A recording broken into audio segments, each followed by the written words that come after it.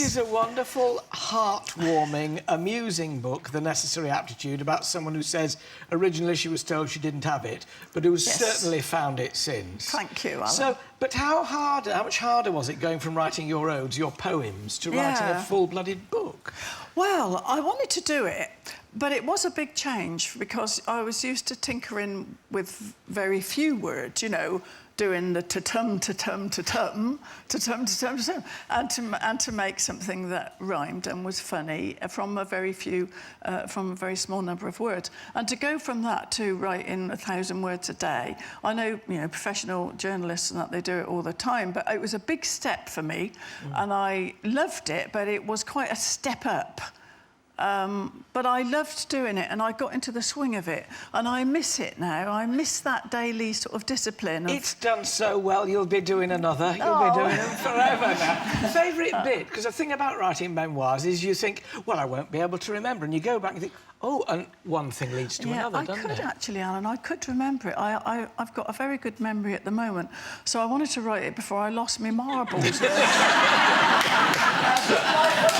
One of my favourite bits is when we were teenagers, and the village girls and I, we used to try and look like a Dusty Springfield, because she was our great idol, and that was the music of the time. You know, it was the Roy Orbison, the Everly Brothers, Del Shannon, and now, stop it. You were pretending you were younger. And Dusty Springfield, and we used to go and buy this really cheap miner's makeup from Wantage Woolworths, and you'd get that, to give you that coaly-eyed look, you'd get this disgusting block of black mascara, and you'd spit into it, you go, and you'd mush it up with a little turquoise toothbrush that they gave you, and it went on, you know, like modern mascaras, they just slide on, but this would go on in great clods and dollops.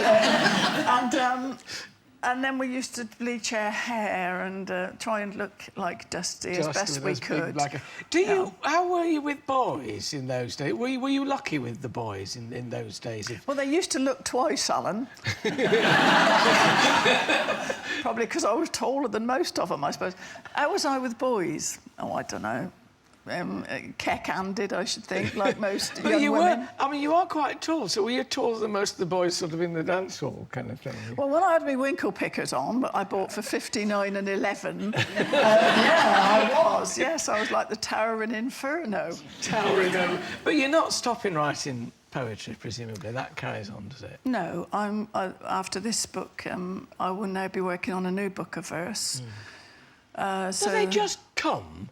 Or do you sit down and think, I've got to write a poem today? Or do you pad by the bed? Oh, and jot it down when it... a bit of all those things, really. I find that I do get ideas. I get lots of ideas. And the important thing is to write them down. Yeah. Otherwise, I forget. And just go back to them then. After this book is out, then I shall go back to my ideas that I've written down and see what I can make something of that I'm pleased with, or things that are no good and I'll just discard. You've got this knack, which people enjoy in a poet and also in comedians, people like Victoria Wood, in putting your finger on, oh, yes, it's like that, you know. And I think it seems to me a great gift. It is. I think a lot of the success of it is in finding something that everybody can identify with, you know, that people think, yeah, I've been there as well. Like I wrote one about contact lenses, about trying to get them in your eye, and there's always somebody who says, oh, it goes around the back of your eyeball, and they never find it again, you know. All those awful old wives' tales. And when I'm doing that on stage, you can feel people saying, yeah, that's just what it was like for us. Yeah, they told me it was going to go around the back of my eyeball and never be seen again. And one of the ones that I've written recently that I'm really pleased with is one about snoring. Give us a little bit then. It's called We Never Did It Much, but now we do it every night.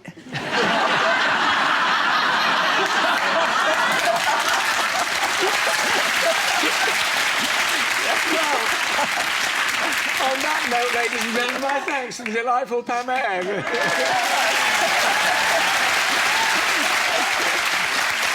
6 days, thank you, Pam. 5 hours and 41 minutes and counting till the brand new series of Downton Abbey hits our screens. You a fan? Yes, I am, yes. Not that I'm counting, mind you, but if watching the programme itself just isn't enough and you want to live the 1920s life, what better way to do so than with a Downton holiday? Whether you're looking for a staycation or a vacation, we've just the advice for you. Please welcome travel expert Sarah Woods.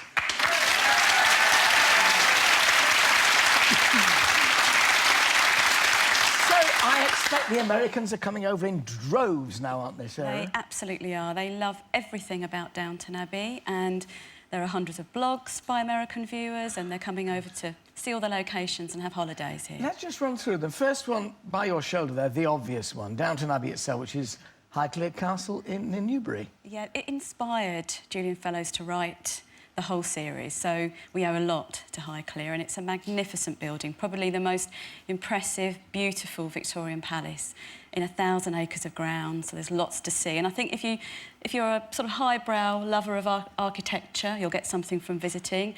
If you simply want to see where, you know, Lady Mary seduced the Turkish diplomat and you want a bit of the sleaze, there's something to see there. Bit of sleaze.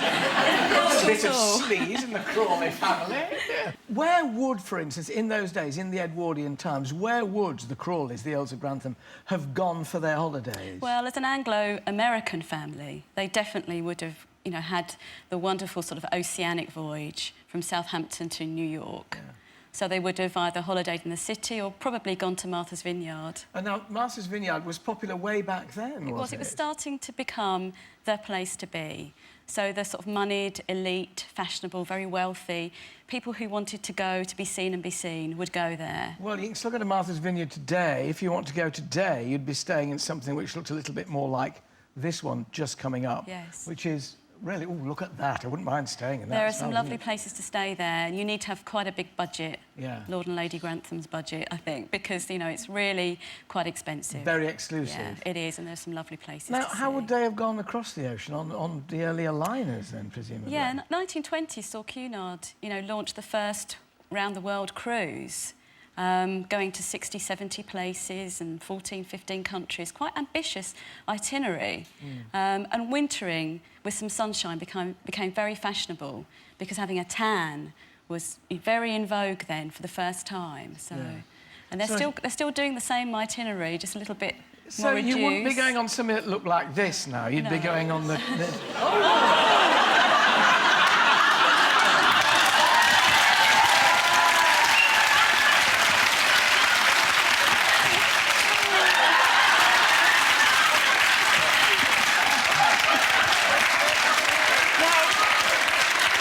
Expect at 3 o'clock in the afternoon.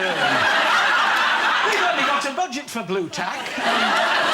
So we're going now, ladies and gentlemen, on the Queen Mary 3, yeah? Yeah, that's right. And what would it cost you, Sarah, on the Queen Mary?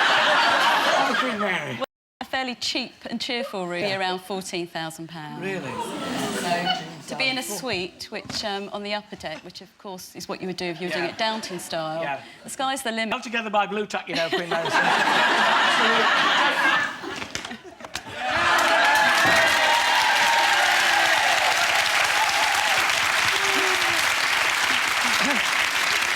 So there we are, if you want to save a few bob on your holiday, invest in a packet of blue tack and enjoy Downton Abbey. My thanks to Blue Tack for holding this show together and Sarah Woods.